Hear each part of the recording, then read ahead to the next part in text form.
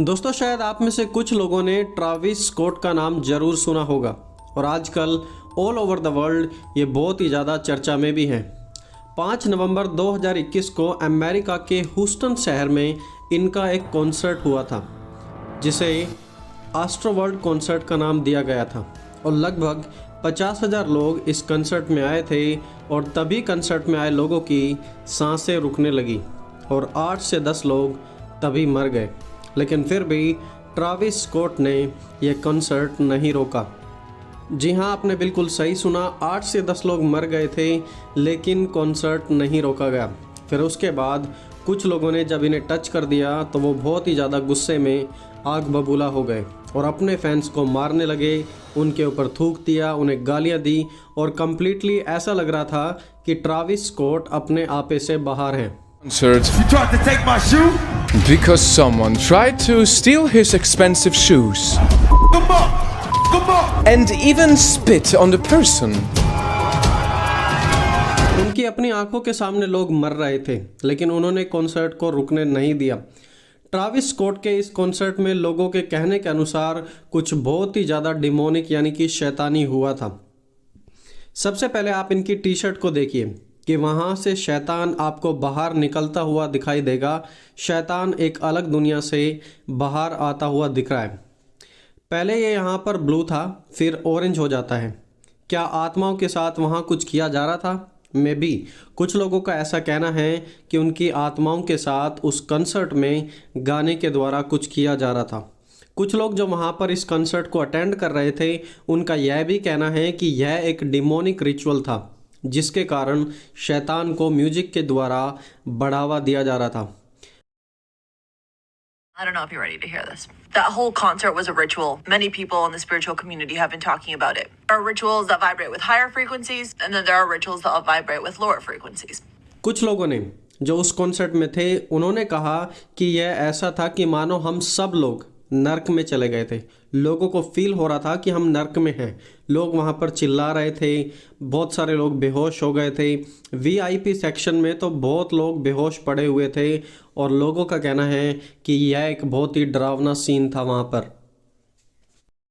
In hell, you couldn't breathe, you couldn't see. Was in a concert in hell, you couldn't breathe, you couldn't see. Like, just imagine all the people they're gonna find tonight who was in that crowd, who nobody could see, who nobody could hear, who passed out, and everybody was just trampling on top of them the whole fucking concert. Like, I'm thinking it's probably gonna be like at least 100 people who dead tonight. Like, I kid you not. Like, even जैसा कि आप screen पर देख पा रहे होंगे वहाँ पर बिल्कुल शैतानी म्यूजिक चलाया गया था, लिटरली शैतानी म्यूजिक।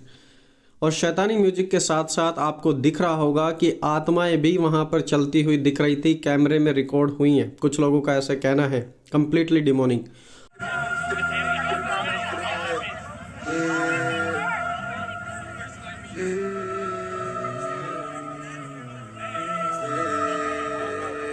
और फिर अब वहाँ इस घटना के बाद 282 लोगों ने 282 लोगों ने ट्रैविस स्कॉट पर केस दर्ज किया है और उनसे करोड़ों रुपए की मांग की है क्योंकि 8 से 10 लोग मर गए हैं, बाकी बेहोश हो गए थे। कुछ बड़ा ही शैतानी प्रभाव वहाँ पर था उस स्थान पर।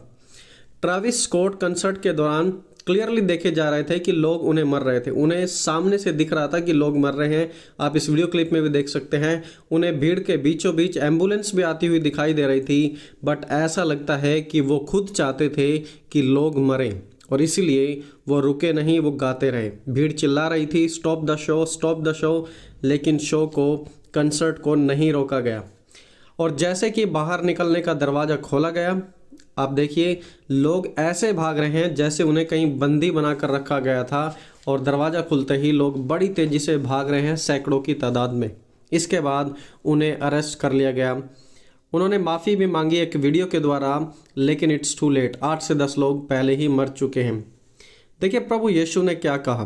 प्रभु ने कहा चोर किसी और काम के लिए नहीं परंतु केवल चोरी करने, हत्या करने और नष्ट करने को आता है। मैं इसलिए आया हूँ कि वे जीवन पाएं और बहुतायत से जीवन पाएं।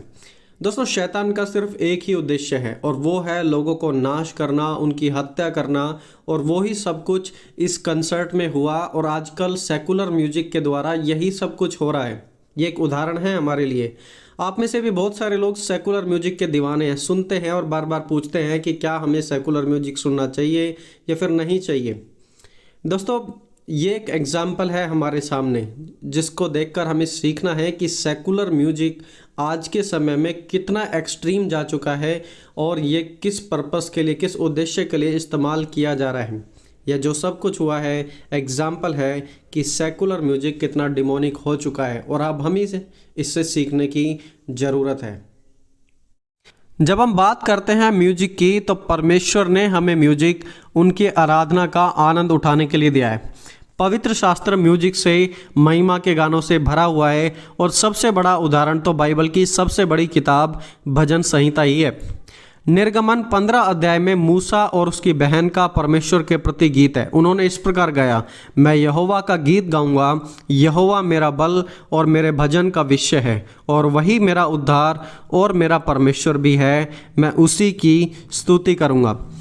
राजा दाऊद और बाकी उस समय के सिंगर्स को देखें कि उन्होंने कैसे म्यूजिक का इस्तेमाल परमेश्वर की महिमा के लिए किया। लिखा है, तब दाऊद ने प्रधान लेवियों को आज्ञा दी कि वे अपने भाई गवैयों को बाजे अर्थात सारंगी, वीणा और झांझ देकर बजाने और आनंद के साथ ऊंचे स्वर से गाने के लिए नियुक्त करें। पहला इतिहास 15 अध्याय उसका 16वां वचन। तो देखिए, उन्होंने आवाज उठाकर इंस्ट्रूमेंट्स के साथ परमेश्वर की महिमा के लिए गाया। परमेश्वर ने अय्यूब को बताया कि स्वर्ग में स्वर्गदूत उसकी महिमा गाते हैं भजन गाकर। लिखा है, जबकि भोर के तारे एक संग आनंद से गाते थे और परमेश्वर के सब पुत्र जय जयकार करते थे। तो म्यूजिक बाइबल में परमेश्वर की महिमा के लिए इस्तेमाल किया गया है। अब मैं ऐसा बिल्कुल भी नहीं कह रहा हूँ कि सारे ही टाइप के म्यूज़िक गलत है, क्योंकि कुछ म्यूजिक हमारे देश के बारे में भी गाए जाते हैं, परिवार के लिए भी गाए जाते हैं, नेचर के बारे में भी गाए जाते हैं, जो कि वचन के अगेंस्ट में कई बार नहीं होते। तो ऐसा म्यूजिक ठीक है, हम उसे सुन सकते हैं। लेकिन जो भी म्यूजिक वचन के अगेंस्ट में जाता है, वचन की बातों से किसी दूसरी बातों को प्रकट करता है, संसारिक बातों को सिखाता है, ऐसा म्यूजिक हम सभी के लिए बहुत ही ज़्यादा हानिकारक है।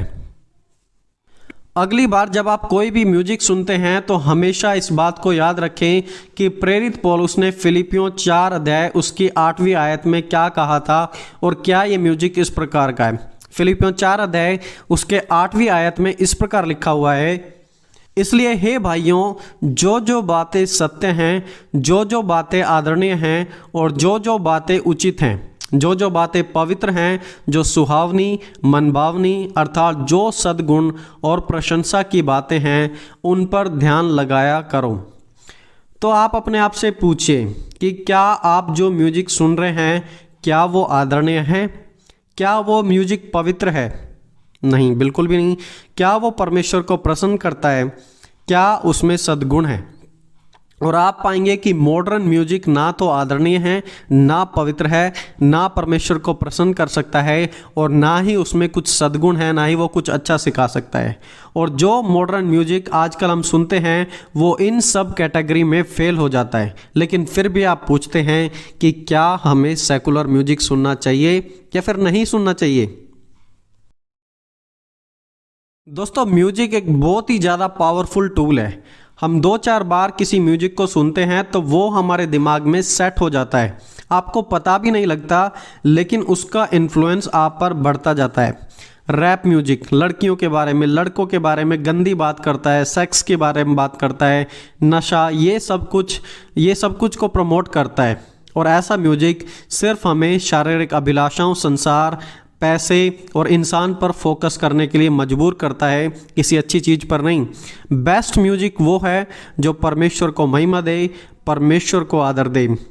तो जो भी या किसी भी प्रकार का म्यूजिक अगर स्क्रिप्चर की टीचिंग्स के अगेंस्ट में है तो उसे ना सुना जाए और हमेशा उसे फिलिपियों 4 अध्याय उसके 8वें वचन के आधार पर जांचने की कोशिश करें।